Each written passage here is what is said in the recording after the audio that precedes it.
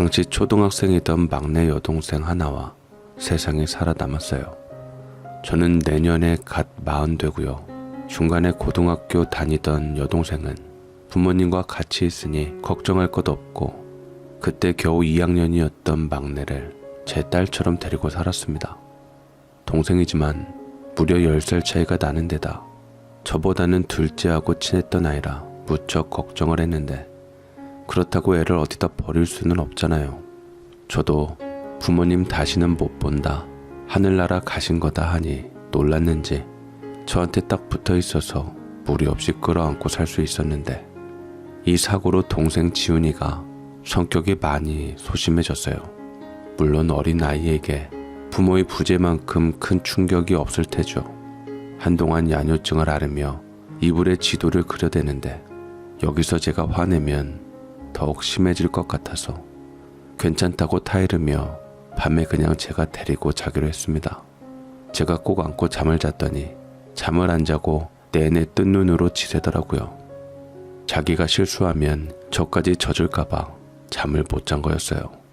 결국 기저귀 차고 품에 안겨 자기로 했는데 이 방법은 제가 지훈이 자존심 상할까봐 말 못한 것이었는데 스스로 차고 자겠다고 하였죠. 그렇게 야뇨증은 고쳐졌습니다. 매일매일 해서 일주일에 2-3번 그리고 한 번 영원히 실수하지 않게 되었는데 이 과정이 저는 너무 서글펐습니다. 늦둥이라 응석바지에 마냥 아기처럼 키워서 또래보다 훨씬 작고 투지도 없는 아이를 엄마도 아닌 내가 키울 수 있을까 했던 것이죠.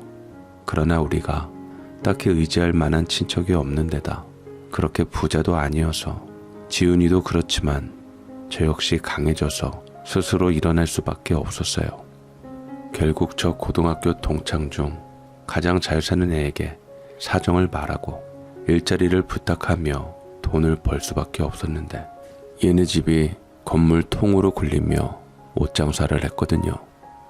처음에는 매장에서 일을 하다가 창고 세일 비슷하게 안 팔리는 옷 들고 지방 같은 곳에 행사 뛸 때가 있는데 이때 급료가 매장의 2배라 제가 대놓고 출장 다니며 열심히 돈을 벌었습니다. 다 우리 지훈이 기죽지 않게 하고 싶은 거 해주려고 그런 거였죠. 제가 여자치고 살림을 잘하질 못해서 백화점 푸드코트 같은 곳에서 반찬 사고 다른 아이들이 입고 가지고 다니는 것 어느 정도는 맞춰줘야 했거든요. 아껴 써도 이상하게 쪼들리더라고요.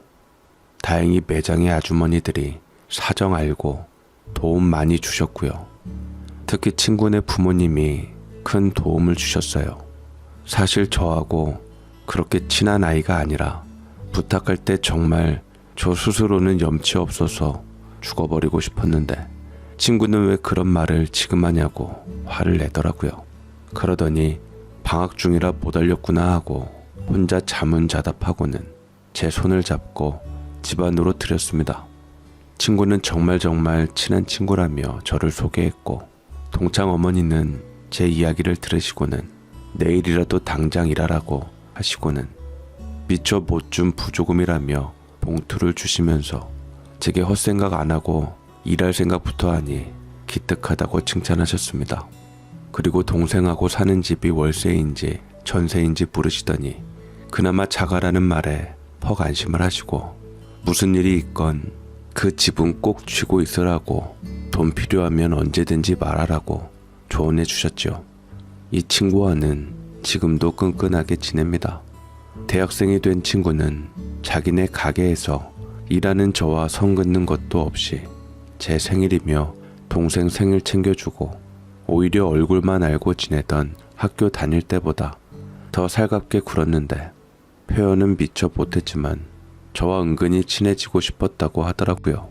저는 우리 지훈이 고등학교 다닐 무렵에 친구 어머니가 소개한 남자와 결혼해서 가정을 일궜는데 남편은 저보다 나이가 제법 많아요. 8살 연상으로 대신 가진 것이 많아 동생까지 충분히 책임질 수 있었는데 친구네 옷가게 옆 건물 주인으로 젊은 시절 한 번 상처한 이후로 쭉 혼자 살다가 드나드는 절 보고 소개시켜 달라고 했다더라고요. 그렇게 제 나이 27에 35인 남편하고 결혼할 때 지훈이가 17살이었는데 남편은 지훈이를 보자마자 귀여워서 어쩔 줄을 몰라 했습니다. 우리 지훈이가 누가 봐도 막내티가 나던 아이에 키도 작고 손도 작고 어린애 같았거든요. 병아리 안하던 곰처럼 어린 처제 하는 모든 것을 귀엽고 신기해하며 사달라는 것이며 먹고 싶어하는 걸 다 해줬답니다. 제가 남편하고 나이 차이가 있어서 시부모님이 아무래도 연세들이 있으셨는데 아버님은 먼저 가시고 시어머니 홀로 계셨는데 다행히 저나 지훈이를 반겨주셨습니다. 어머니께 이야기를 들으니 남편이 어린 나이에 반해서 결혼한 아내가 영 못됐더라고요. 남편 어릴 때 물려준 건물로 눈치 볼 것 없다 생각했는지 시댁 알기를 우습게 알고 사치하고 다니다가 남편 아이도 아닌 외간 남자애 빼놓고 네 아이다 우겼던 모양이에요. 이 사람은 아이가 생길 무렵에 사이가 좋지 않아서 별딸 일이 없었다며 부인했고요. 유전자 검사하자고 강경하게 나오니 애 같아서 종종 대며 여기저기 들쑤시고 다니던 중에 교통사고가 났다는데 조수석에 남자가 있었답니다. 그렇게 아내 보내고 사람 못 믿고 여자 못 믿던 남편이 저 좋다고 하니 동생이 아니라 애 하나 달고 와도 반대할 생각 없다 하셨지요. 남편이 삼형제 중 막내라 저도 막내 며느리로 제법 수월하고 이쁨 받았고 1년에 한 번씩 아들네 양쪽으로 번갈아 사시던 중에 저까지 끼어서 결혼 2년째에 제가 모시겠다고 자청했거든요. 모든 것이 감사하기도 하고 토 한 번 안 달고 반겨주신 형님들이 감사해서 제가 나섰는데 이때 우리 지훈이가 사돈 할머니와 잘 놀아드리면서 톡톡히 제 지분을 확보했죠. 우리 시어머니가 그때 연세가 80이 넘으셨었는데 지훈이가 뭐라건 무조건 이쁘다 이쁘다 해주시니 한층 밝아졌어요. 지훈이도 용돈 받은 걸로 시어머니께 양갱이니 부드러운 카스테라니 사다 드리고 빈손으로 오는 법 없이 살갑게 구니 제가 달고 온 혹이 아니라 귀여운 사돈처녀로 자리매김을 하며 존재감을 보였죠. 그렇게 우리 시댁 식구들에게까지 사랑받던 지훈이는 결혼 4년차에 웃음기는 사라지고 다 말라 비틀어진 며느리가 되어서 우리 부부의 애간장을 녹이고 있으니 억울해서 미치겠습니다. 외제되는 인간은 우리 지훈이 대학교 선배인데 복학생으로 느물느물하게 어울리며 친해져서 캠퍼스 커플로 지냈답니다. 지훈이가 밝아지긴 했어도 속기가 없는 편이었는데 누구 여자친구로 알려져서 덩달아 유명해져서는 졸업 후 남자애가 바로 결혼하고 싶어 했습니다. 친구네 부모님부터 우리 시댁에서까지 반대를 했는데 지훈이도 결혼하겠다고 나서더라고요. 그 집에서는 서로 좋다는데 뭐가 문제냐. 지금 짝 맞춰야지 재봐야 그게 그거라고 서둘렀는데 특히 부모 일찍 보낸 게 지훈이 잘못이라 생각 안 한다고 혹시라도 그것 때문에 망설이는 거라면 오히려 본인들이 기분 나쁘다고 먼저 치고 나오더라고요. 그러나 결혼하자마자 우리 지훈이를 은근히 무시하고 굴렸답니다. 이것도 처음 2회 정도는 우리 속상할까봐 말 안 하다가 알게 되었는데 시집간 첫 해에 우리 지훈이가 김장 300포기를 혼자 담았답니다.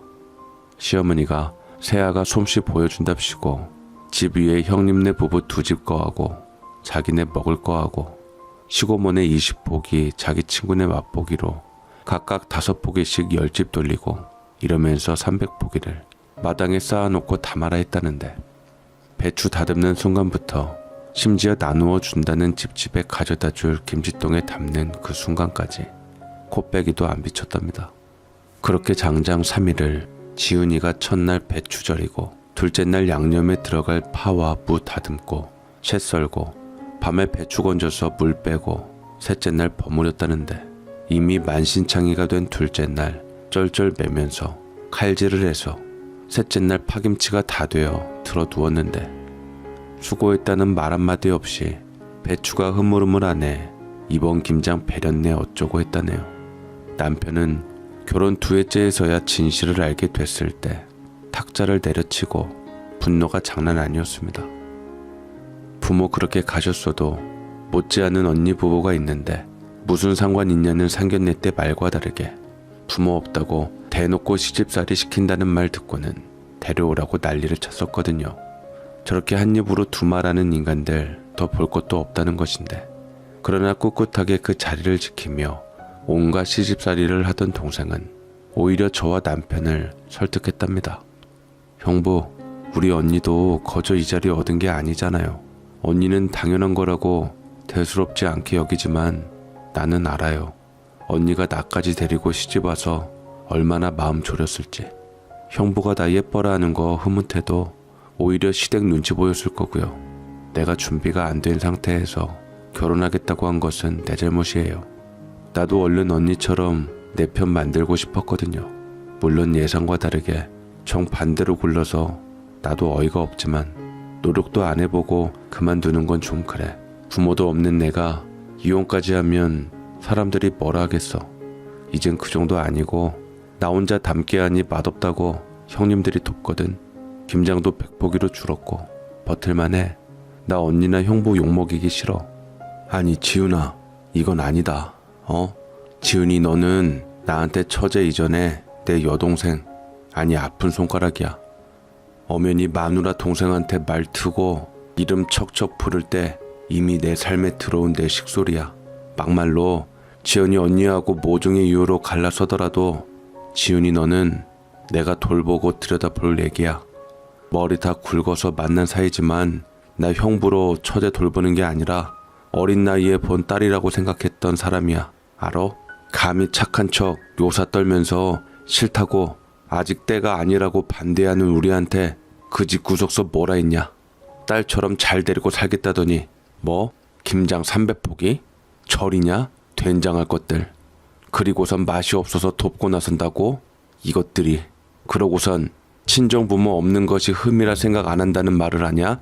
그래 지훈이, 네가 이렇게 우리에게 말 못할 걸 알고 그렇게 나오는 거야 그 인간들이. 너 그러고 있는 동안 김서방은 뭐하고 있었어? 하긴 묻고도 묻는 내가 미친 것이라는 생각이 드네. 아무리 나가죽 두껍다고 해도 이제 24 학교 졸업한 애기한테 김장 300포기를 떠맡기니? 힘이나 좋아? 156에 45kg 될까 말까 하던 애가 더 쪼그라들어서 빼짝 말랐어 아주. 지훈아, 근데 너 이렇게 사는 거 언니한테 더 힘들어. 너 거기다 놓고 언니가 편하게 살겠어? 형부도 그렇고 엄마 아빠 대신이야 우리가. 형부 봐봐, 아빠보다 더 마음 아파하잖아. 언니, 조카가 둘이야. 나도 지금 이렇게 사는 거 고생이라고 생각 안 해. 나는 시댁 사람들이 착하지는 않지만 그것도 내 복이고, 어쨌든 내 선택에 최소한의 노력도 않고 내 입맛에 안 맞는다고 도망 나오기 싫어. 나쁜 사람들 아니야. 평범하게 드라마 보면서 울고 웃는 노인네에 형님들도 시집살이에 치 떠는 사람들이야. 차차 친해지는 과정이지 뭐. 결국 이 고난 이겨내야 나중에 웃지 않겠어? 생각해보면 부모 잃고도 나는 언니 덕에 분에 넘치게 편하고 이쁨 받으며 살았어. 형부의 언니 그늘 벗어난 지금 정신 차려진달까? 이제서야 하루하루 강해지는 느낌이야. 참네, 처제 강해져서 뭐하게? 군대 갈라고? 그냥 온실 속 화초처럼 살아도 돼. 조카 누구? 우리 새끼 누가 이모 이혼하면 죽을 줄 알아 하더나? 왜 이래? 나 빵 터져 죽는 꼴 보려고 그래? 내 병아리 같은 처제 고생하는 거 나 못 본다고. 왜 고생을 해? 뜨신 밥 먹고 종일 뒹굴거려도 아슬아슬 아까워 죽겠구만. 이 자라다만 애한테 그런 험한 일을 시켜먹는 인간들한테 맡기고 우리가 살겠냐고. 우리 형 알지? 형수랑 형들이 그냥 데리고 오래. 왜 그 꼴을 당하냐고. 처제 그 집 나와도 충분히 살아. 언니하고 나하고 먹여 살린다고. 심심하면 우리 형 건물에다 뭐 하나 차려서 취미생활 하든가. 큰형이고 둘째형이고 우리 처제 죽에 상가 하나 비워줘 하면 냉큼 내놓는다? 진짜야. 그러니까요. 그거 나보고 주는 거 아니에요. 형부 언니 보고 주는 거지. 지금 생각해보면 언니는 나보다도 어린 나이에 나까지 데리고 가장 노릇하면서 고생 많이 했더라고요. 그때 내가 눈치 없이 언니 일하는데 따라 붙었는데 눈치 한 번을 안 받았거든요. 그게 언니가 그만큼 성실하게 일 잘하고 이뻐서 그랬던 거예요. 내가 아니라.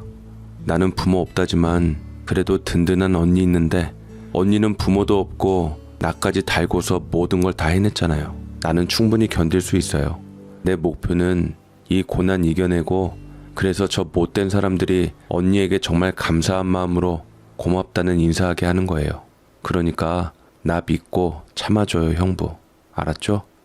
언니, 지훈이가 이런 말을 할 때 대견하면서도 글쎄 과연 그 인간들이 행여나 그럴까 의문이 들었지만 믿는 마음으로 알았다 했습니다. 그러나 하루에도 수십 번씩 마음이 이랬다 저랬다가 있죠. 안 그래도 밤톨만한 애가 시집가서 도토리만해졌거든요. 남편은 지훈이에게 애 낳기 전에 결단 내려라 하는데 지훈이는 오히려 애를 갖고 싶은 모양이었어요.